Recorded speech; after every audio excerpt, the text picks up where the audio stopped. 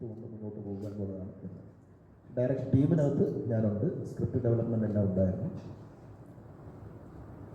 നായകൻ ഞങ്ങളുടെ ആഗ്രഹം, ഞങ്ങൾ എത്താൻ ശ്രമിച്ചുകൊണ്ടിരിക്കുന്നു, ഉടനെ തന്നെ അവരിലോട്ട് എത്തും.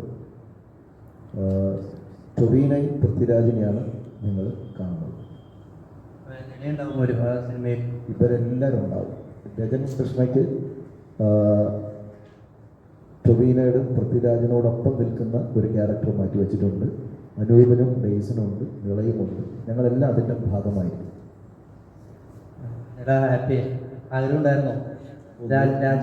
നിളയ്ക്ക് വേണ്ടിയിട്ടാണ് ഈ ചോദ്യം ചോദിച്ചല്ലേ? അല്ലേ?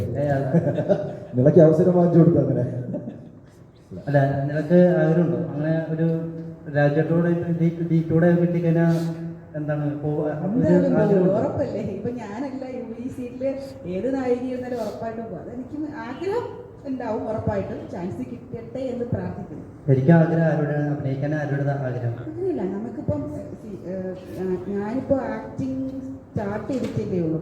അപ്പോൾ സത്യത്തിൽ പഠിച്ചു വരുന്നതേ ഉള്ളൂ.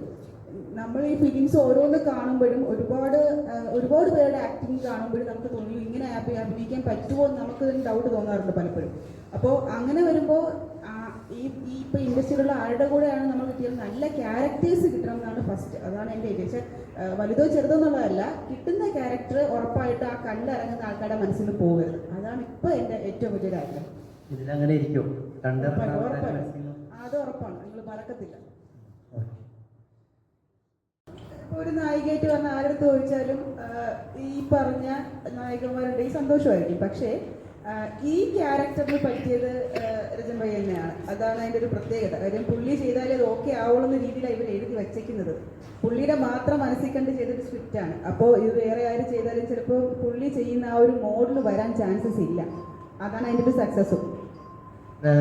മോഡൽ വഴിയല്ലേ സിനിമയിലേക്ക് വന്നത്? ഞാൻ മോഡലിംഗ് ചെയ്യുന്നുണ്ട്, ഫോട്ടോഷൂട്ട്സ് ചെയ്യുന്നുണ്ട്, പിന്നെ ഞാൻ അല്ലാതെ ഇൻസ്റ്റാഗ്രാംസിലും കുറേ അതുപോലത്തെ പരിപാടിയുണ്ട്. പക്ഷെ അതല്ലാതെ മെയിൻലി എനിക്ക് ഇവരുമായിട്ടുള്ളൊരു കോണ്ടാക്ട് വന്നതെന്ന് വെച്ച് കഴിഞ്ഞാൽ ഷോർട്ട് ഫിലിംസ് ചെയ്യുന്നുണ്ടായിരുന്നു മുന്നേ. അപ്പോൾ ആ ഒരു റേഞ്ചിലാണ് എനിക്ക് പരിചയമുള്ളത്. അങ്ങനെയാണ് ഞാൻ ഇങ്ങോട്ട് വന്നത്. മോഡലിങ്സ് ചെയ്യുന്നുണ്ട്. എൻ്റെ സ്ഥലം ചങ്ങനാശ്ശേരിയാണ്. എൻ്റെ ഫസ്റ്റ് മൂവിയാണ്. ഇതിനു മുമ്പ് ഷോർട്ട് ഫിലിംസ് സീരിയലൊക്കെ ചെയ്തിട്ടുണ്ട്. സാറ് പറഞ്ഞ പോലെ തന്നെ എനിക്കിതിൻ്റെ അകത്ത് ഒരു കഥാപാത്രം തന്നെ 2 സ്വഭാവ രീതിയിൽ അവതരിപ്പിക്കാൻ സാധിച്ചിട്ടുണ്ട്. ഞാൻ ഓരോ സീനിലും എന്തെങ്കിലും ഒരു എക്സ്ട്രാ കാര്യങ്ങൾ ചെയ്യുമ്പോൾ ഞാൻ ആദ്യം പേടിച്ചാണ് ചെയ്തത്.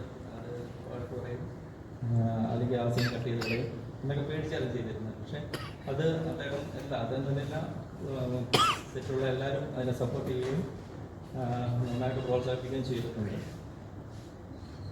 Thank you.